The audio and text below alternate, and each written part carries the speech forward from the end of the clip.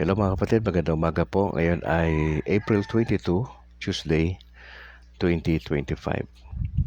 Sana ho okay ho kayo. Salamat sa Panginoon tayo nagkita sa oras na ito. Alas 8 ng umaga sa orasan.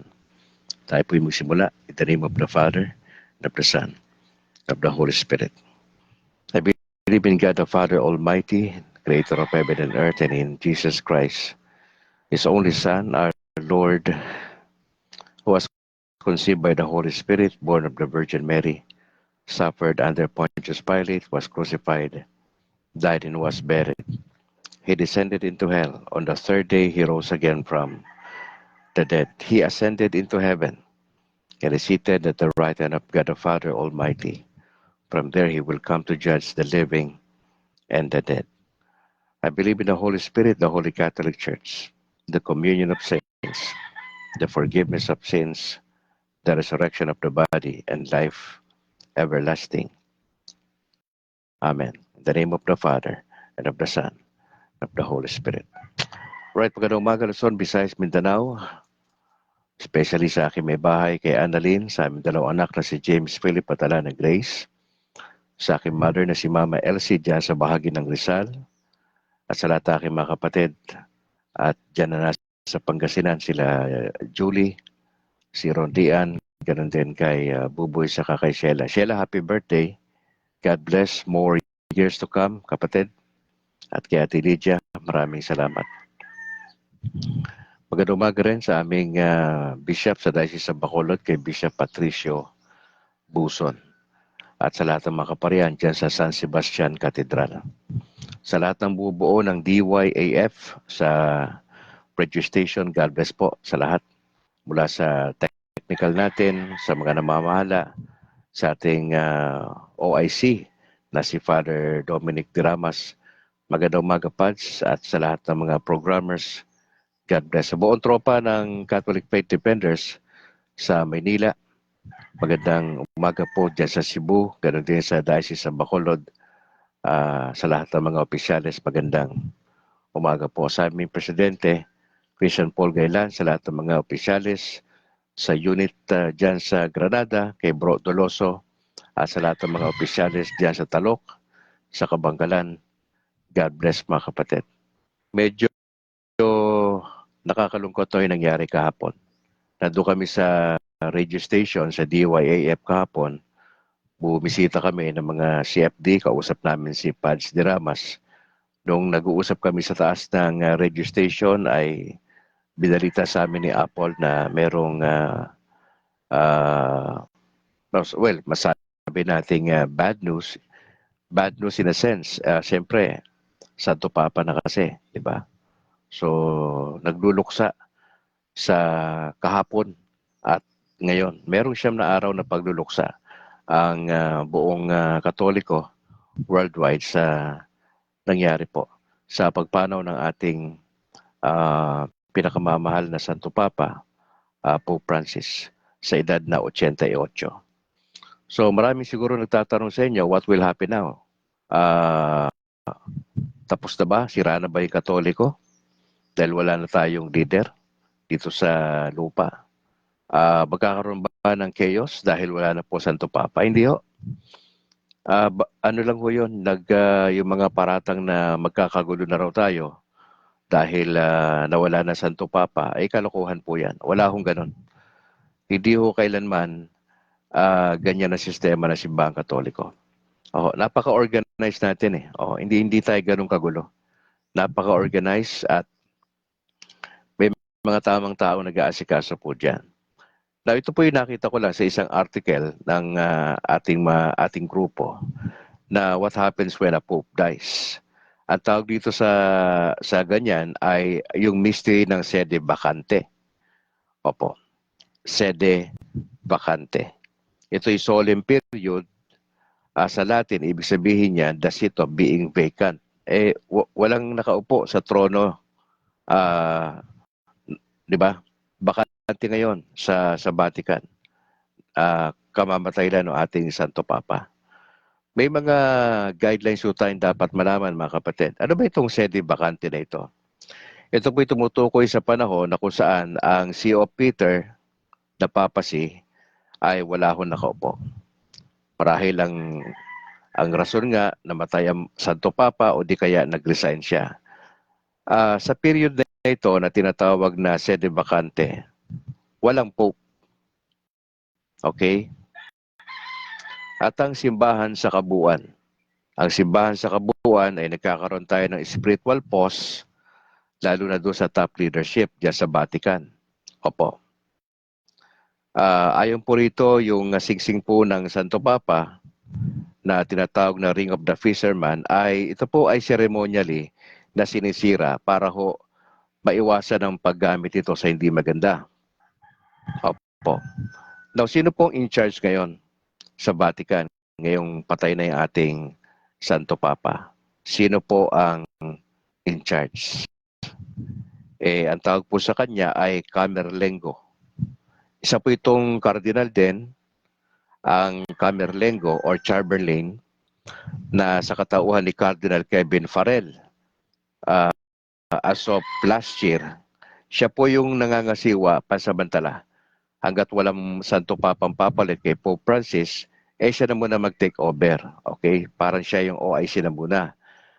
Ang Camerlengo natin, si Cardinal Kevin Farrell. Uh, ang buong College of Cardinals po, pangkalahatan sila muna yung nagmamanage, no? Kasama dyan yung Camerlengo natin. Pero hindi sila pwedeng gumawa ng mga major decision. Hindi sila pwedeng gumawa ng major decision kasi nga walang pinaka-leader. Nagluluksa pa, 9 na araw na pagluluksa po yan. Opo. At hindi natin yan minamadali. Yung bagay po na yan. Meron ditong konting trivia, no, mga kapatid. Ang Camerlengo, siya po ang nagko-confirm na ang Santo Papa ay patay na. Sa gamit niyang silver hammer, na tinatapit niya ang forehead ng Santo Papa na 3 beses at binabanggit niya yung pangalan. Opo. Pagka hindi yung sumagot, ibig sabihin talagang siya mismo magdideklara na patay na ang Santo Papa. At siya po yung gumagawa niyan. Hindi po kagad ni-spread out yung balita kung kani-kanino. Siya ang una nakakaalam niyan, ang Camerlengo. Mga kapatid, a period of 9 days na tinatawag na Novem Dies. Pagkatapos po niyan, lahat ng cardinal po ay magtitipon na tinatawag na conclave o parang electoral process yan. At sila po ay hindi ho pwedeng lumabas kung saan-saan at sila ho'y gagawa ng pagboto para ho sa panibagong Santo Papa. At yan po ay ginagawa doon sa Sistine Chapel. Lahat po ng cardinal na hindi po lalampas ang edad sa 80 ay legit na pwedeng bumoto. Kinakailangan makakuha sila ng 2/3 sa kabuuan para ho makapag-elect sila ng bagong Santo Papa. At tinitignan ng mga tao para malaman nila na meron na Santo Papa, yung mga tao ron sa Vatican, dalawang klase usok eh. Nagkaroon na ng conclave, okay, nagbobotohan na sila, pero pagka itim yung lumalabas doon sa chimney, ibig sabihin wala pa sila na-elect. Baga still deciding pa. Pero kapag puti na yung usok na lumabas doon sa chimney, ibig sabihin they have elected a new pope. Now, marami ng mga candidates dyan. Alam na natin yan. Maraming candidates at isa na nga po dyan ang cardinal natin sa Pilipinas na si Cardinal Tagle. Opo. Pero hindi tayo sigurado na siya yung susunod, no? Kasi nga, yan po ay nagpapasya dyan, mga cardinal. Walang outside, walang outside force, walang pwedeng makialam na presidente dyan sa eleksyon na nagaganap dyan. Sila yan. Oo. Kaya nakasarado yan eh. Malalaman lang natin yan, i-announce.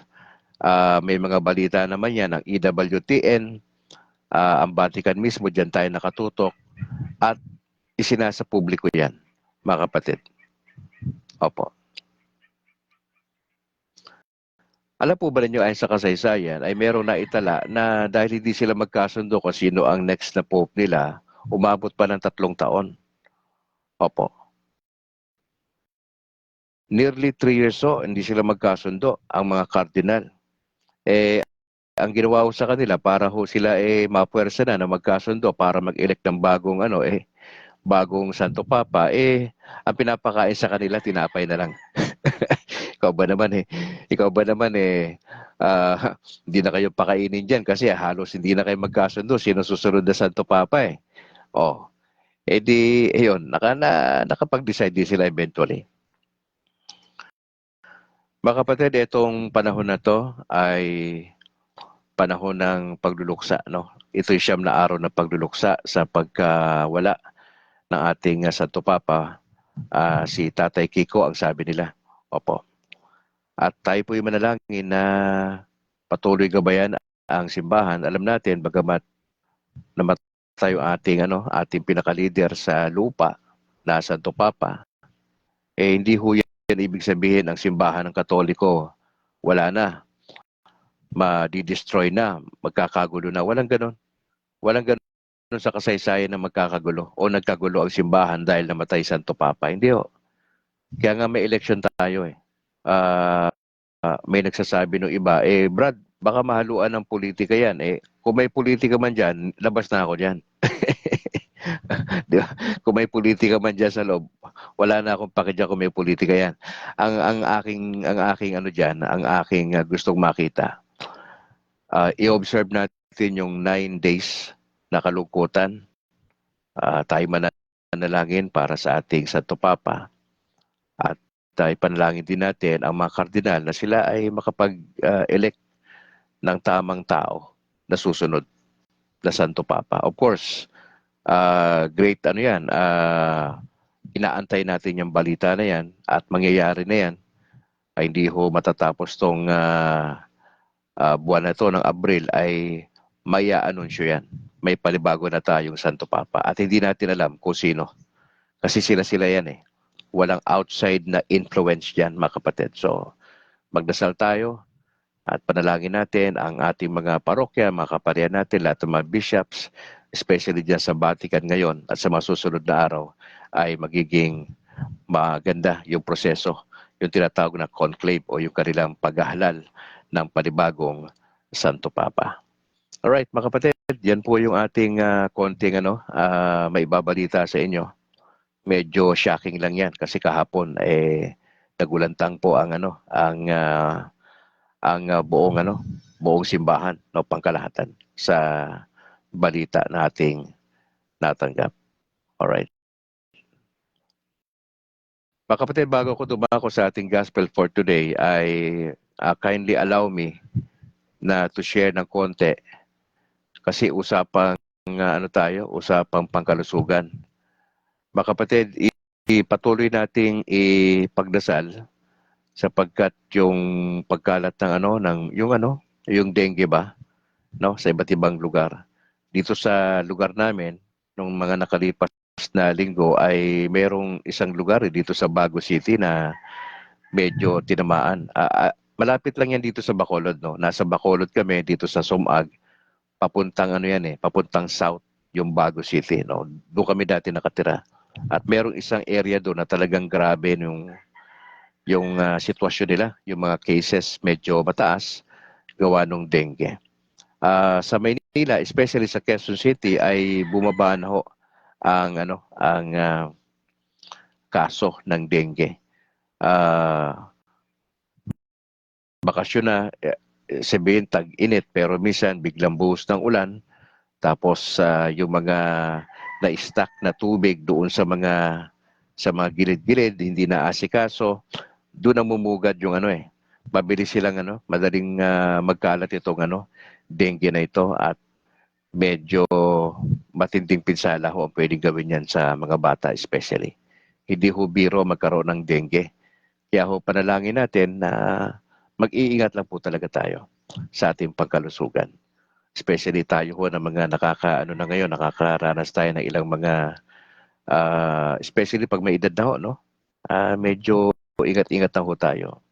kung nagme-maintain na ho kayo ng gamot, lalo na tayo sa edad natin na may mga high blood po tayo, no? Mahalaga maibalanse natin yung tamang pamamahinga, pag-inom ng gamot, no? Kasi pag maintenance na yan, talagang maintenance yan eh. Hindi mo pwedeng skipan yan. Oo. Si Brad Calix, umaga sa kagabi yung ating inom ng gamot sa high blood eh. Medyo nakakatakotan ng konti kasi nga type A ako eh. Ang type A pala prone sa stroke. Oo. Tapos yung arthritis, no?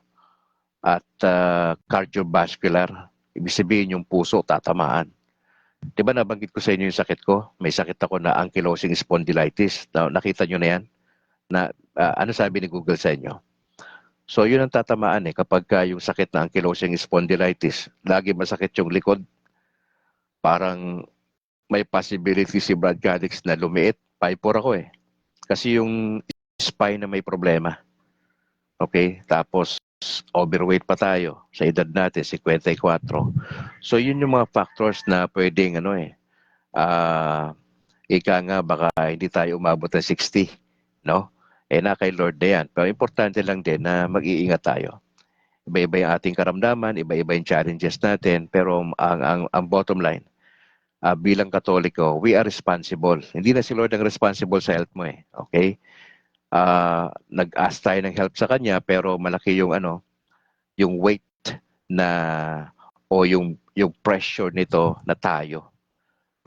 Gusto ng Lord, okay tayo, pero wala tayong disiplina sa pagkain. Banat tayo ng banat, mahilig tayo sa soft drinks, no? Kulang tayo sa pahinga.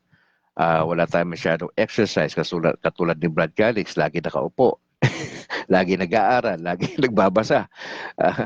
Hindi pala pwede mga kapatid. So, it is our part. Let us do our part. No? Ito yung pangkalahatan na binabanggit natin.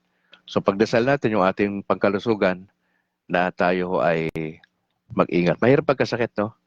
Tapos yung nadagdagan pa ng issue, yung PhilHealth, na ito ay ang pondo ay gagamitin sa hindi naman dapat paggamitan ng pondo. Nakakagigil lang, no? Yung mga nasa gobyerno natin na hindi nila naisip yung kapakanan ng taong bayan. Wala silang pakialam sa madaling salita. Wala silang pake doon sa yung health ng taong bayan. Tumaas na ang premium ng pagbabayad ng sa PhilHealth, tumaas pa.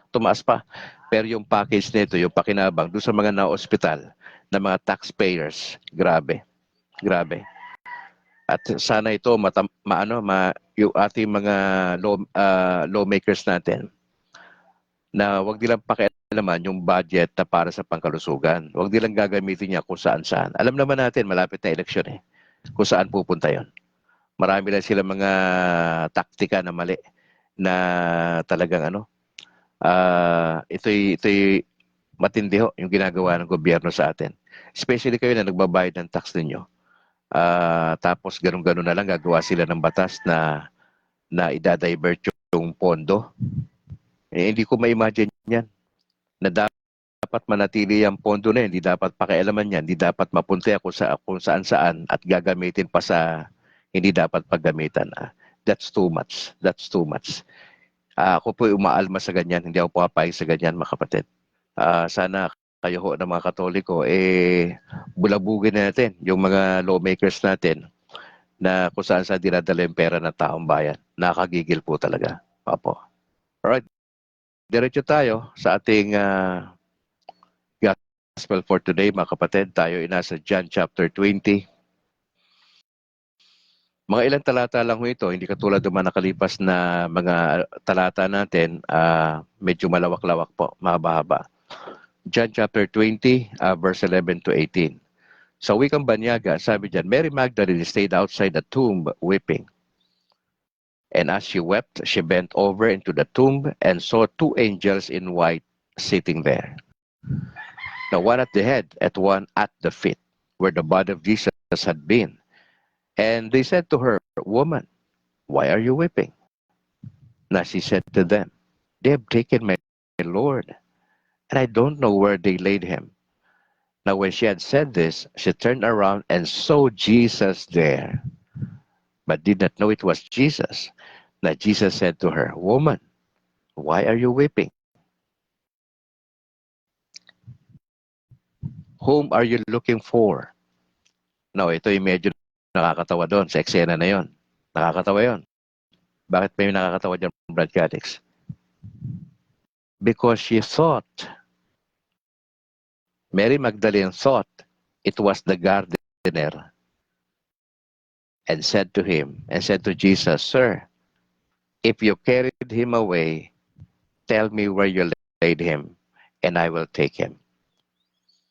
Now Jesus said to her, Mary, right? Now she turned and said to him in Hebrew, Rabboni, which means teacher. Now Jesus said to her, stop holding on to me, for I have not yet ascended to the Father, but go to my brothers and tell them, I am going to my Father and your Father, to my God and your God.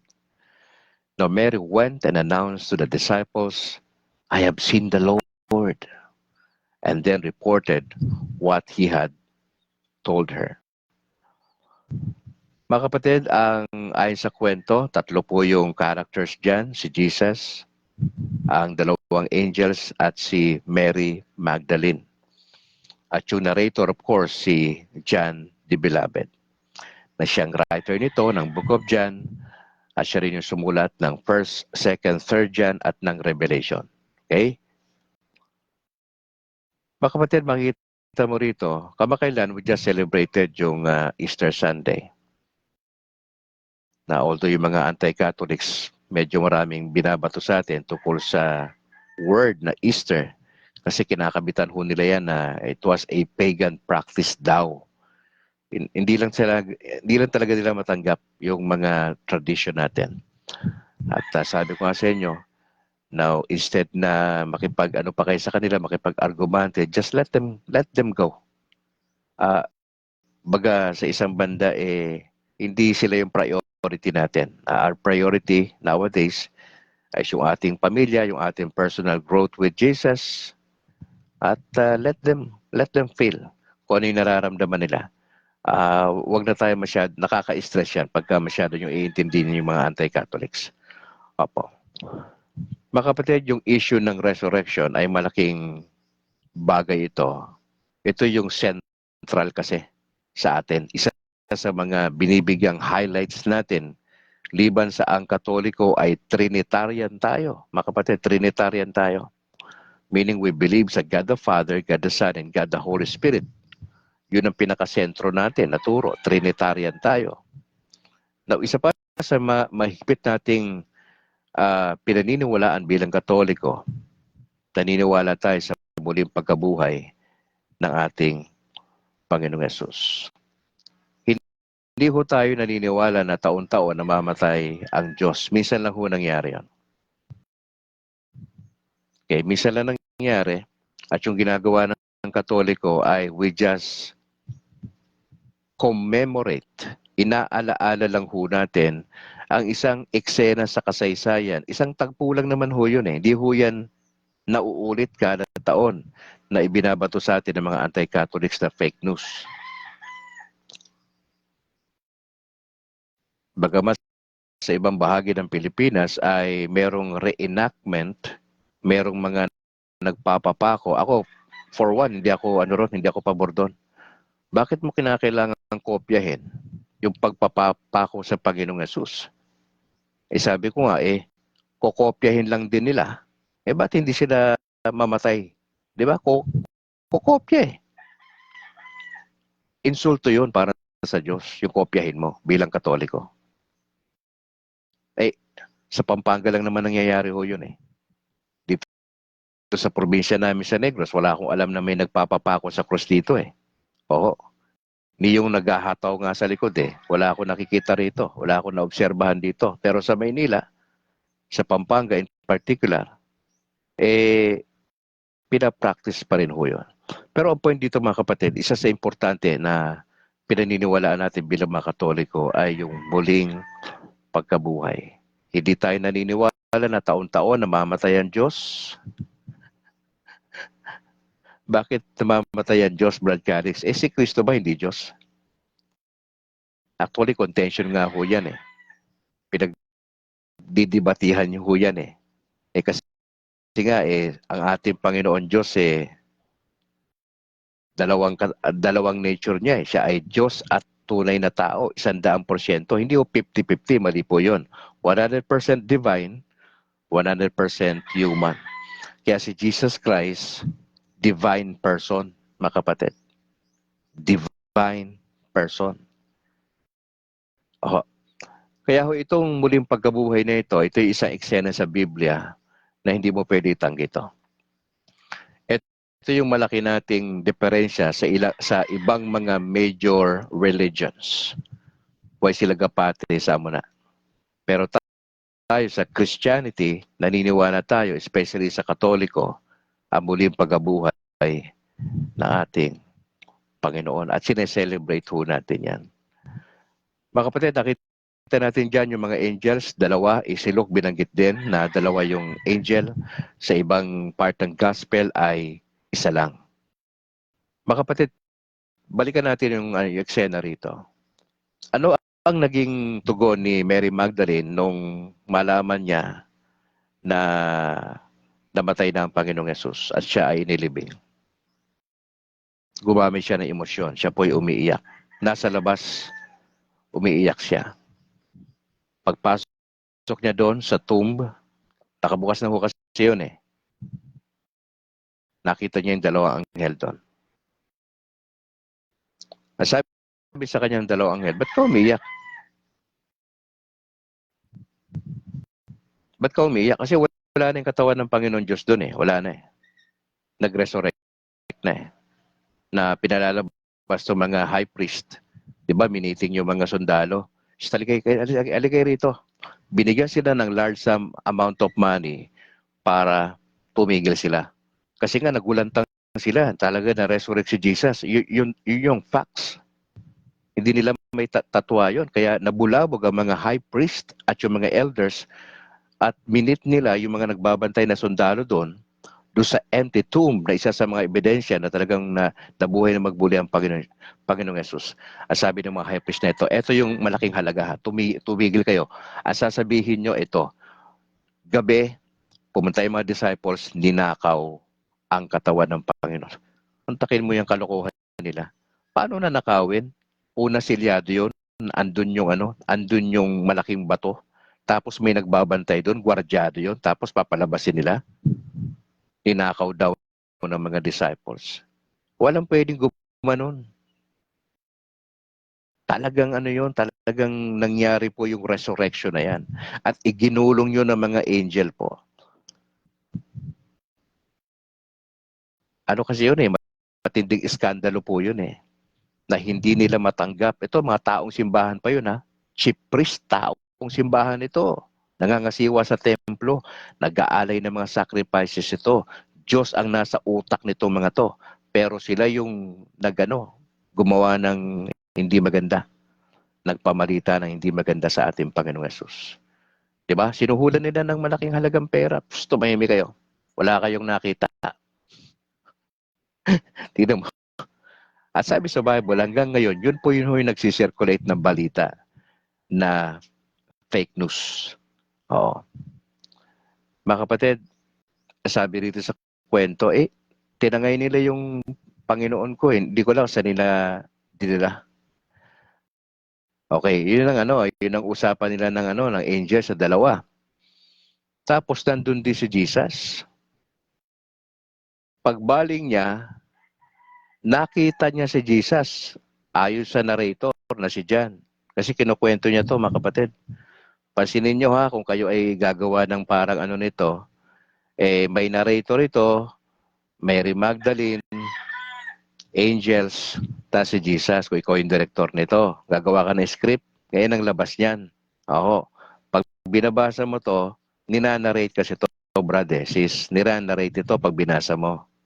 Narrative ito kwento ito.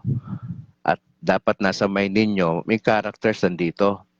Kinukwento ni Apostle John, mga kapatid. Pagbalik niyang ganyan, nakita niya si Jesus.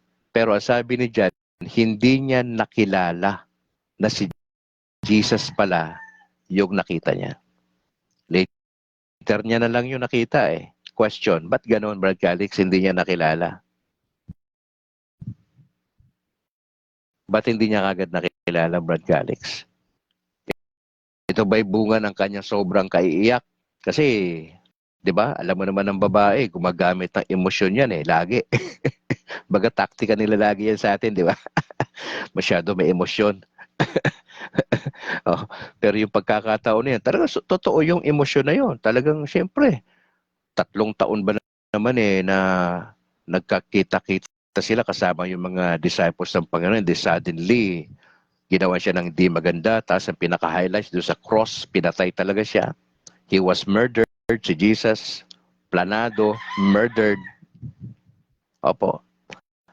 Pero yun nga, nabuhay na magbuli ang ating Panginoon Diyos. At dito, medyo malungkot para kay Mary Magdalene. Ito nga nakakatawa, di ba sabi natin kanina, nung nakita niya si Jesus, napagkamalan pa niyang hardinero. Ba't kaya ganon? Ba't nagbago ba itsura ni Jesus? Probably. Kasi hindi pwedeng hindi mo makilala si Jesus. Pero bakit hindi niya kagad nakita? Hindi niya kagad later on pa niya napansin na si Jesus pala yung kausap niya. Una niyang kausap, mga angels. Nag-usap sila. Sabi ng mga anghel, ba't ka umiiyak? Sinabi niya yung reason. Kinuha nila yung katawan. Wala na dito. Hindi ko wala saan dinala Tapos eto na, si Jesus na yung kausap niya. Hindi niya na-recognize. Kaagad. Sabi niya, Sir, kung kinuha mo siya, sabi mo sa akin kung saan mo dinala, kukunin ko siya. Yun ang usapan nila ni Jesus. Tapos nagsalita ng Panginoon, Mary! Oh. Nung pagkasabing ganon, pagbaling niya uli, yun na-recognize niya na. Bakit? Dahil nagsalita. Dahil tinawag yung pangalan niya. Sabi niya, Rabboni sa wikang Hebreyo. Na ibig sabihin, kung sasalin, guro. Sabi ng Lord dito, wag mo muna ako hawakan Wag mo muna ako hawakan. Hindi pa ako nakakakyat doon sa aking Ama.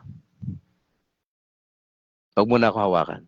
Na bakit sinabi ni Jesus, wag mo muna ako hawakan? Una, mga kapatid, hindi niya kagad na-recognize. Na yung kausap na, yun na pala si Jesus, hindi niya kagad na-recognize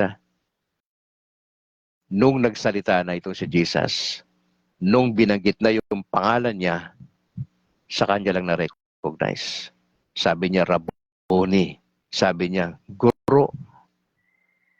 Sabi ng Lord sa kanya, wag mo muna ako hawakan. Okay? Bakit hinawakan ni Mary Magdalene si Jesus? Siyempre, Brad, ilagay mo yung sarili mo sa eksena. Diba? Malungkot yung eksena na yun kasi wala na din yung katawan Medyo ang isip nitong babae na to, medyo parang sabihin na natin, hindi siya makapaniwala kung ano nangyari talaga Tapos may nakita siyang mga anghel, nagsasalita, kausap siya. Tapos nandun na pala si Jesus. Maski na ikaw siguro, para makasiguro ka, hawakan mo. Kasi mamaya, baka nag-hallucinate lang tong babae na to. Hindi natin alam. Pero hinahawakan niya si Jesus. Tapos sabi sa kanya ng Lord, teka muna, kung ito contextualize mo sa panahon na, ay iha, wag na muna hindi pa, wag na muna, teka muna, karon na lang na. Hindi pa ako nakakit sa Ama Bakit po? Hindi ba pwedeng hawakan si Jesus nung panahon na yun? Di ba nagbago ang itsura ni Jesus? Glorified body? Pero mapapansin mo bilang glorified body, kumain ang Panginoong Yesus Nag-ihaw kumain ng isda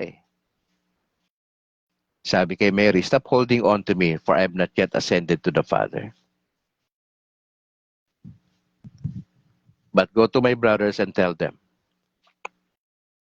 I am going to my Father and your Father, to my God and your God.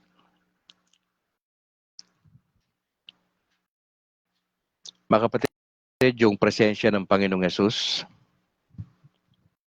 bagamat wala na siya rito sa earth, pero yung kanyang spiritual presence ay naandun. Hindi ito iniiwan ng simbahan. Bagamat yung ating Santo Papa ay kamamatay lang, at tayo po ay nagluluksa for 9 consecutive days, at pagkatapos yan magkakaroon ng conclave ang mga cardinal dyan sa Vatican sa Roma, at maghahanda na sila ng pagpili, pagboto sa susunod na Santo Papa. Pero mga kapatid, bagamat wala si Jesus sa earth, pero yung kanyang presensya ay naandun. Hindi tayo iniwan bilang orphan, bagamat yung ating pinakatatay ni si Tatay Kiko, Pope Francis, ay namatay na. Sabi ng iba, wala nang Katoliko, wala na yan, giba na yan. Magkakagulo na yan kasi wala na yung kanilang pinaka-leader. Sino nagsabi sa inyong wala na? Sino nagsabi sa inyo na guguho ang Katoliko dahil namatay yung Santo Papa? Para sa mga anti-Catholic sa mga kaibigan natin, tumigil-tigil ho kayo kasi wala kayong magawa eh. Huwag kayo magsiwalat ng mga fake news at hindi ho kami naniniwala sa inyo. Dahil po sa sobrang napaka-highly organized ng Catholic Church worldwide, meron tayong order. Hindi ho ito chaos. Ang pagkamatay ng Santo Papa ay hindi ho chaos sa buong simbahan. Kalokohan po yan ang pinagsasabi nyo. Kung ako sa inyo, mananahimik na lang ho ako at irerespeto ko yung mga kaibigang Katoliko. Kasi pagluluksa ho namin ito kung wala kayong magawa, manahimik po kayo. Mind your own business. Maglaban na lang ho kayo kung wala kayong magawa. Ayusin nyo ho yung sasakyan nyo, baka sira. Huwag kayong masyadong umi-entra sa amin. Etong 9 days na to, importante to sa amin. Kami ho ay nagluluksa. Pero yung pagluluksa na ito ay pansamantala. Hindi ho ito pansamantagal. Pansamantalang pagluluksa ng kabuuang simbahan ng Panginoong Yesus. Dahil nawalan kami ng leader Pero hindi ibig sabihin na walang kami ng leader ng pansamantala, guguho na mundo ng Katoliko sa Pilipinas. Kalokohan po yan. At sa mga kaibigan nating anti-Catholics, mga brad, mga sis, manahimik kayo. Matuto kayong rumespeto sa pinagdadaanan namin ngayon. Rumespeto kayo. Irespeto nyo sarili nyo. Kung kinikilala nyo kaming kaibigan nyo, matuto kayong rumespeto sa pinagdadaanan namin. Walang iniwan yan doon sa mahal mo sa buhay na namatay. Tapos panahon ito para magbiro ka sa amin. Huwag ka magbiro. Hindi namin kailangan ng biro mo ngayon. Kung meron ka simpatya sa amin, irerespeto mo yung pinagdadaanan ng mga Katoliko mong kaibigan. Huwag kang bastos. Yan ang mensahe ko sa lahat dito sa Pilipinas. Huwag po kayong maging bastos. Matuto kayong rumespeto sa mga Katoliko. Rumespeto po kayo. Hindi ko kayo inuutusan, pero mariin po yung sinasabi ko sa inyo na matuto kayong rumespeto sa pinagdadaanan naming mga Katoliko. Rumespeto po kayo. Mga kapatid, importante ho itong pinag-uusapan natin kasi ang presensya ng Panginoong Yesus ay nasa atin. May banal na espiritu tayo. Sa simbahan ng Panginoon, may mga cardinal tayo. Naandyan pa ang magisterium. Hindi ho nabuwag at walang planong buwagin ito. Naandyan po yung 3 pillars.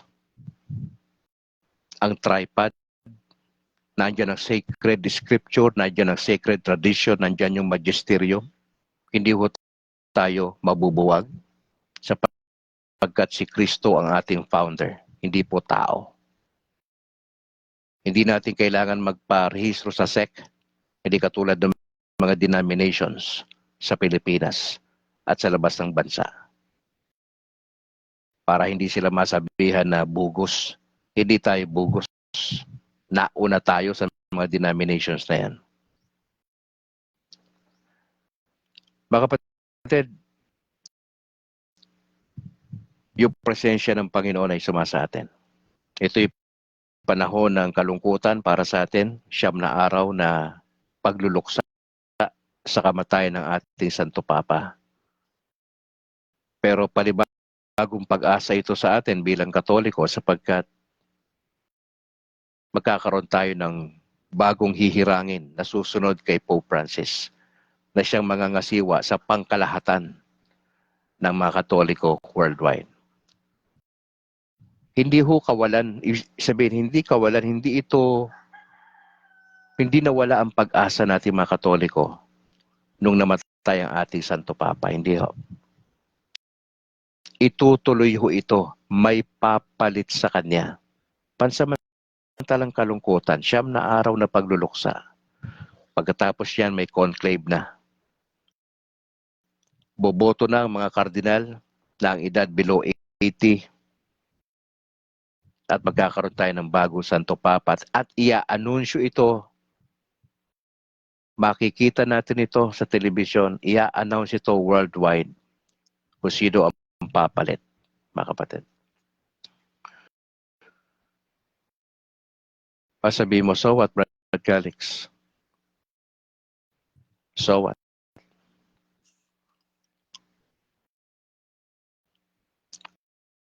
Parang si Mary Magdalene, mga kapatid,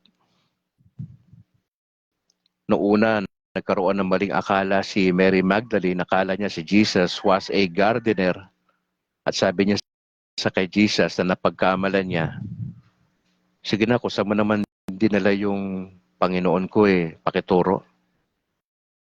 Pakituro, kukunin ko siya. Grabe yung love niya sa Panginoong Yesus, no? Ni Mary Magdalene, mga kapatid.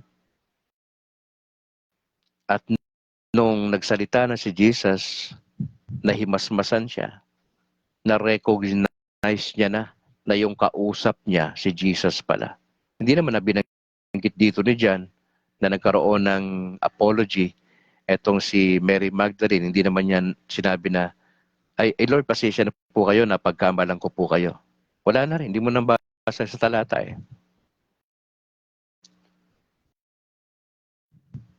Parang ganun tayo minsan, ano? Minsan dahil hindi tayo na properly in tune sa Lord, para ang labo ng Lord sa buhay natin, di ba? Pero pag once nakafocus yung relationship mo sa Panginoong Yesus, nagiging mas klaro ang buhay natin. Mas nagkakaroon tayo ng sense of fulfillment, sense of purpose sa lupa kapag ka nakafocus ka sa Panginoong Yesus. Natatawag mo siya ng proper, di ba? Nung na-recognize ni Mary Magdalene, sabi niya, Rabboni, Guro, di ba? Na pwede ko sabihin na ito si Mary Magdalene was a credible eyewitness. Bakit credible? Bakit kapani-paniwala? Naandun siya sa eksena. Nakita niya ang mga angels na dalawa. Nakausap niya si Jesus first hand. Naandun siya sa empty tomb. Siya po ay credible eyewitness. She saw Jesus first hand. Now they had a conversation and she had a strong conviction. Si Mary Magdalene. Sabi ng Lord sa kanya, huwag mo na ako hawakan. Huwag mo na ako hawakan. But go to my brothers and tell them. Dahil sa kanyang strong conviction na yung nakita niya totoo, Nagkwento ba siya sa mga disciples? Yes. Si Mary Magdalene ang nagkwento kay Peter. Nagtakbuhan nga yung dalawa doon eh. Nagkarirahan pa ron sa empty tomb eh. Di ba?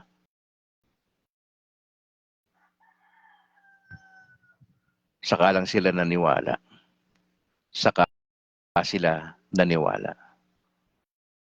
At ang kanyang balita, I have seen the Lord. Nakita ko ang Panginoon, sabi ni Mary Magdalene.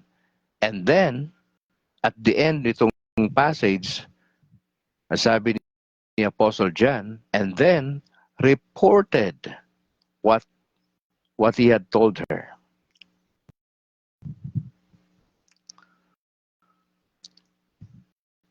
Hindi natin nakita. Wala tayo dun sa eksena, mga kapatid. Nasa Pilipinas tayo. Yung eksena, napakalayo sa bansa natin. Wala tayo doon. Pero anong ibig sabihin nito sa'yo bilang Katoliko? Ang pagkabuhay na magbuli ng Panginoon Diyos ay isa sa pinaka iniingatan nating doktrina bilang Katoliko. Naniniwala tayo dyan. At ngayong nalaman mo ang aral na yan, would you dare to tell it to others? Meron ka ba lakas sa loob, kaibigan, na magkwento sa iba? Meron ka bang strong conviction na yung bit mong aral o doktrina ay totoo? Na ito challenge ko sa bilang Katoliko.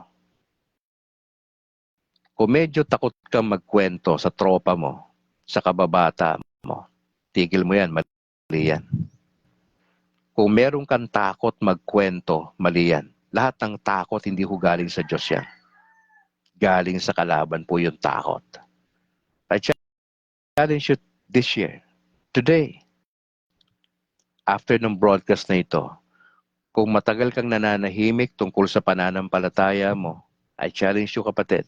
Katulad ni Mary Magdalene, wala man tayo dun sa eksena. Hindi man nakita ng mata natin yung pagpako sa Panginoon at yung kanyang suffering, sapat na ang salita ng Diyos na malaman mo na yung kwento na yon ay hindi basta-basta kwento. Yun po yung kwento na may kwenta na kwento. Yun ay kwento patungkol sa Panginoon ang kanyang muling pagkabuhay. Na-challenge you, kapatid, magkwento ka na. Magkwento ka na patungkol sa nangyari sa Panginoong Yesus. Huwag kang makipagdebate. Huwag kang makipag-away. Magkwento ka lang. Magkwento ka lang. Yun ang maganda pwede natin gawin.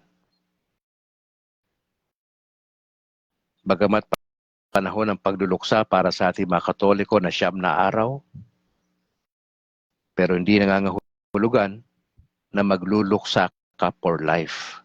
Ang pagluluksa ay pansamantala. May time frame. Pagkatapos ng pagluluksa, maaari kang magkwento. Tayo yung lahat ay mga naglalakbay, bit-bit ang pag-asa. Pag-asa ng kaligtasan, pag-asa ng ating Panginoon ay someday magkikita-kita tayo. Pero hanggat nasa lupa, ang dami nating struggles. Yung ating pananampalataya, we have to prove it, yung ating genuineness, yung ating pagiging authentic na Kristiyano. We have to prove it by being obedient sa ating Panginoong Yesus at sa turo ng simbahan. Alas 8:59 sa aking orasan, mga kapatid. Maraming salamat po at sana nga ho ito'y nakatulong sa atin. Itong ating reflection. Medyo malungkot dahil wala na tayong Santo Papa. Pero ipanalangin natin, sino mang papalit kay Pope Francis ay nawag gamitin din siya ng Panginoong Yesus ng maayos. Katulad ng paggamit niya kay Pope Francis. At tayo bilang mga Katoliko ay magmatsyag tayong patuloy. Manalangin, umasa, pasamantalang kalungkutan, pero haharap tayo sa panibagong hamon sa ating pananampalataya. Alben Bahan, magandang umaga bro. Salamat for joining. Marilu Tendinilia, salamat to. Junior Cornel, salamat bro for joining sa ating broadcast. Christian Paul Gailan, yung aming presidente ng Catholic Faith Defenders sa Diocese ng Bacolod. Bro, magandang umaga sa buong pamilya. Alan Janete dyan sa Hungary. Bro, salamat. Mendoza Dani, salamat for joining sa broadcast. Brad Cortez, salamat. Richelle Agumbay, salamat po. Mendoza Dani, maraming salamat. Pastor Arsenio Cipriano, magandang umaga. Salamat for joining. John Paul Ruby, salamat. Corazon Gagi, salamat po. Pastor Hilga Sataya, sa buong pamilya, Pastor, magandang umaga po sa inyo at sa inyong iglesia lokal. Rod Nicolas De, magandang umaga bro. Lem Shane Yam Ven, watching from Semirara, Kaluya, Antique. Maraming salamat. Bro JB, Akma, sa mga nagbo-broadcast natin dyan sa DYRL. Bro, maraming salamat. See you Sunday, Lord willing. Raydan Garcia, maraming salamat bro. Bobby Taruk, Louie, maraming salamat bro. Alam ko naging busy ka sa mga nakalipas na Semana Santa. Salamat sa iyong ministeryo bro. Kay Henry Miraveles Melano, maganda umaga po. Maraming salamat. Nilo Bonita, maraming salamat. Sabi niya magandang umaga po sa ating lahat. Mapagpalang araw. Ismael Bernat Galindo, maraming salamat po. Stephen Toto Castigador, salamat. Atia Montejo, Joseph Anya Bieza, maayong buntag, kanatong tanan, sabi niya. As iba pa na hindi ko nabanggit, mga kapatid, paumanin po ako sakasakali hindi ko nabanggit ang pangalan nyo na nandito kayo sa ating broadcast. God bless sa bawat isa.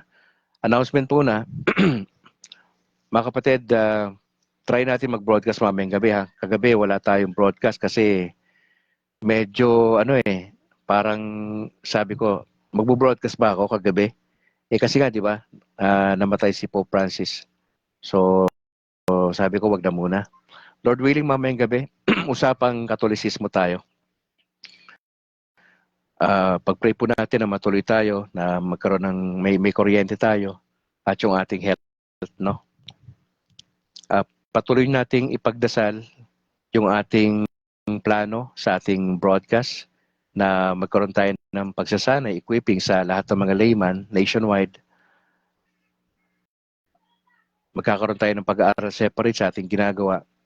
Ito ay kombinasyon ng philosophy, theology, sa apologetics. No, ito po exclusive para sa mga Katoliko lang.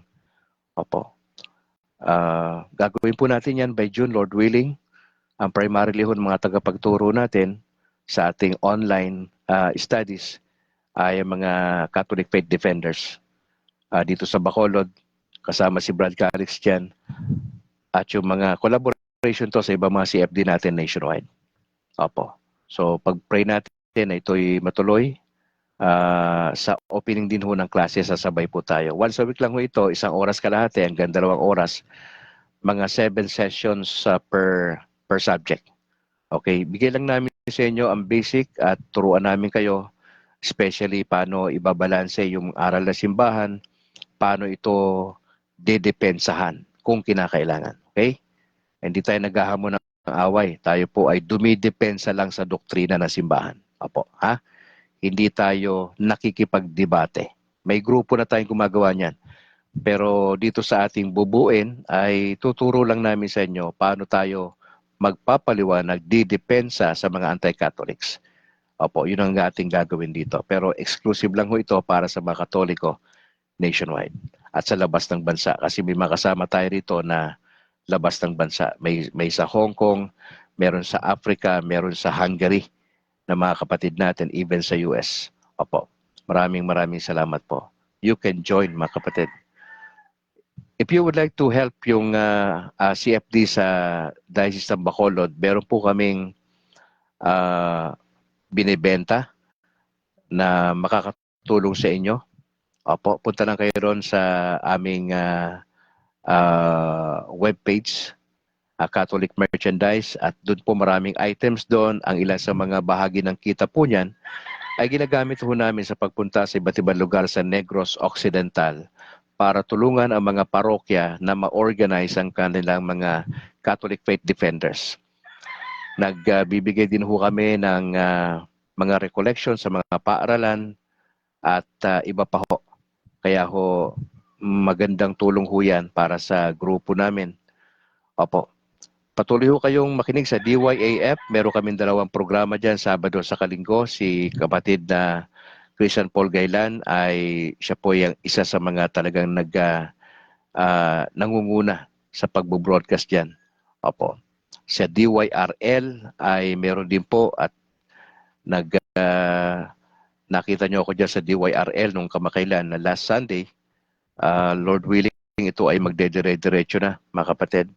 Bukod dito sa ating live broadcast Monday to Sunday dito sa FB. Pag-pray natin, no? Supportahan niyo po si Brad Cali sa ating YouTube channel, ang State of Grace TV. Nandyan po nakalagay yung ating mga reflections from Monday to Sunday, usapang Katolisismo, yung ating public declaration ng December 3 last year, nandyan ho lahat yan. Yung aming kasalan ni Mrs. sa Katoliko, nandyan ho nakalagay lahat yan. At saka yung binyag ng aming 2 anak. Opo. Salamat lang. Shoutout sa aking parish priest dyan sa Sumag, sa San Juan Nepomuceno Parish Church, si Reverend Father Luan Torrefranca. Pads, magandang umaga po. At sa 2 pang pari namin dyan na si Father Nobles at si Father Egay. At sa lahat ng mga opisyales at mga miyembro dyan sa San Juan Nepomuceno, dyan sa Sumag, bahagi po ng Bacolod City. Alright. Tayo po'y manalangin in the name of the Father, and of the Son, and of the Holy Spirit. Ama, salamat po sa umagang ito. Kami ho ay nalulungkot sa pagpanaw ng aming Santo Papa Francis, pero alam namin na nasa magandang kamay ho siya sa ngayon. Kami nananalangin sa itong siyam na araw na kalungkutan ng lahat ng Katoliko worldwide, na ito'y panahon ng pagninilay sa isang banda, panahon ng pananalangin, at pinagdadasal ho namin yung conclave na magaganap after this sa paghahalal ng bago Santo Papa na papalit kay Tatay Kiko, na magkaroon sila ng pagpapasyama kardinal sa Vatican. Panalangin ho namin na kung sino man ang susunod na Santo Papa ay the same respect yung ibigay namin sa kanya bilang tatay namin worldwide. Nagdarasal ho kami ng inyong panguna sa aming mga simbahan, lalo na sa Pilipinas, na mas maging seryoso mga Kristiyano sa Pilipinas, na si Kristo maging sentro ng pananampalataya, na bumabalanse sa pagkakaroon ng kabanalan, maayos na pamilya, at patuloy na pagkapit sa turo ng simbahan na kaya itong ipaglaban doon sa mga anti-Catholics. Kami nananalangin ho ng inyong pangunguna sa pangkalahatang pagluluksa ng siyam na araw. Naniniwala kami na may panibagong pag-asa pagkatapos ito. Hindi ho ito kawalan sa mga Katoliko. Salamat po sa panibagong magiging mayahalal na Santo Papa. Maraming salamat po sa order, sa kaayusan. Maraming salamat po sa inyong patnubay. Panalangin niyo kami, Mahal na Birheng Maria, sa mga panahon na ito. I'd like to pray sa mga kasama namin sa broadcast today. Just pray for good health. Panalangin po namin na may bigay namin yung time na ito para ho may panalangin na Santo Papa. Pag-pray namin lahat ng mga bishops at mga kaparian. Sa lahat ng mga deacon, sa lahat ng mga layman, sa lahat ng mga religious orders. Pag-pray po namin na patuloy kami maging strong sa aming pananampalataya. Patuloy pa ikibahagi sa evangelization. Na huwag kaming mahiya na magsabi, magkwento sa ibang tao patungkol kay Kristo. Patungkol sa pananampalatayang meron ho kami. Patungkol sa turo ng simbahan. Huwag kaming mahiya na sabihin ito na mayroong strong conviction sa aming puso. Lord, salamat po sa time na ito. Samahan niyo kami sa maghapong ito. Mamayang gabi, Lord willing, sa usapang Katolisismo. Matutuloy po yung broadcast. Samahan niyo kami sa aming plano. By June, magkakaroon kami ng online na pag-aaral. Samahan niyo po kami sa lahat ng mga magiging teachers. Bigyan niyo kami ng wisdom, higit sa lahat sa mga preparations po namin. Makatulong ito sa mga Katoliko paano magkaroon ng appreciation sa turo ng simbahan at paano ito depensahan. Lord, salamat po. Salamat sa panahon, salamat po sa mga challenges ng buhay. Lord, bahala na kayo sa akin, Mrs. sa kanyang karamdaman. We just pray for miracle to happen. Sa inyong kalooban po, nag-aantay lang ho kami ng kalooban nyo para kay Mrs. Sa lahat ng mga estudyanteng on vacation ngayon at sa mga teachers, gabayan nyo po sila. The Lord willing, babalik po mga estudyante mula sa bakasyon na refresh at talagang ready na naman ang mag-aaral by June. Lord willing. Lord, maraming salamat. We pray this in Jesus' name. Amen. Amen. In the name of the Father and of the Son and of the Holy Spirit. Mga kapatid, patuloy niyo pag-pray si nanay ni Apple sa kanyang sitwasyon. Pakinggan na lang natin si Apple kung ano yung kwento ha. Ayoko kasing magkwento. Mas maganda manggaling kay Apple yung sitwasyon para at least mas okay tayo. Alright, happy birthday uli kay Sheila, yung aking dating miyembro dyan sa Pangasinan. Tayo nagpapastor dyan, ang 7 taon tayo na destino dyan at nakapag-asawa po ng aking kapatid na nandyan sa Pangasinan. Sheila, happy birthday! More birthdays to come, at samahan ka nawa ng Panginoon Diyos. At yung gawain dyan ay naway magpatuloy kayo. Sa lahat ng mga birthday celebration today, happy birthday. Di ko man mabanggit ang inyong pangalan at sa lahat ng mga couples na nagdiriwang ng kanilang wedding anniversary, a blessed wedding anniversary po, mga kapatid. Alright, sa ngalan po na aking may bahay na si Annalyn Ledesma Brad Calix mula rito sa Negros Occidental. To God be the glory. Ingat po kayo. And bye for now.